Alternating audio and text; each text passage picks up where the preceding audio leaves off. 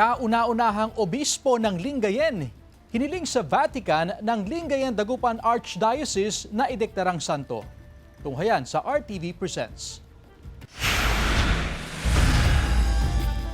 Siya si Bishop Cesar Maria Guerrero. Itinalaga siya ng Roma bilang kauna-unahang obispo ng Lingayen noong February 22, 1929. Nanilbihan siya bilang obispo ng Lingayen sa loob ng 8 taon. Pumanaw si Bishop Guerrero dahil sa sakit sa puso noong March 27, 1961.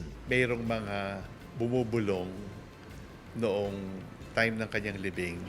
Spanish pa noon, 1961, Sabio y Santo. Ang sabio ay wise, sage. Ang santo ay holy.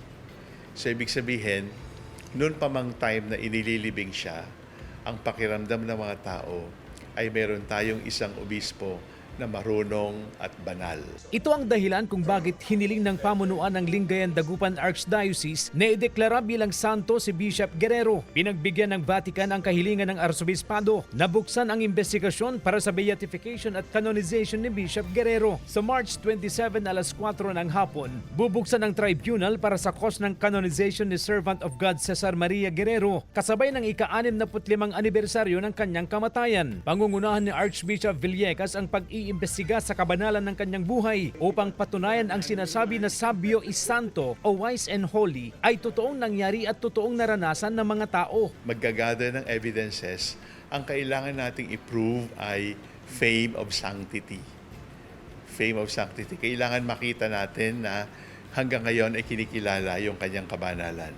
Si Bishop Guerrero ang nagtatag ng Mary Help of Christians Seminary na hanggang ngayon ay nakatayo pa rin sa Binmaloy, Pangasinan. Ang Director of Human Formation ng seminaryo na si Reverend Father Roel Alan Rocaberte ay magsisilbing isa sa mga miyembro ng Historical Commission na mag-iimbestiga sa buhay ng obispo, katuwang ang binuong Theological Commission, postulator at promoter of justice. So para makita lahat ng anggulo for his canonization. Both the pros and the cons. In the Historical Commission sa amin, we are delving into the evidences, how he served, and how holy was he historically. Sa tanong kung hanggang kailan kaya bago maideklarang santo si Bishop Guerrero, sabi ni Father Sok, Diyos ang magsasagot sa tanong kasi ang milagro ay manggagaling mismo sa Diyos. CJ Torrida, One North, Central Luzon.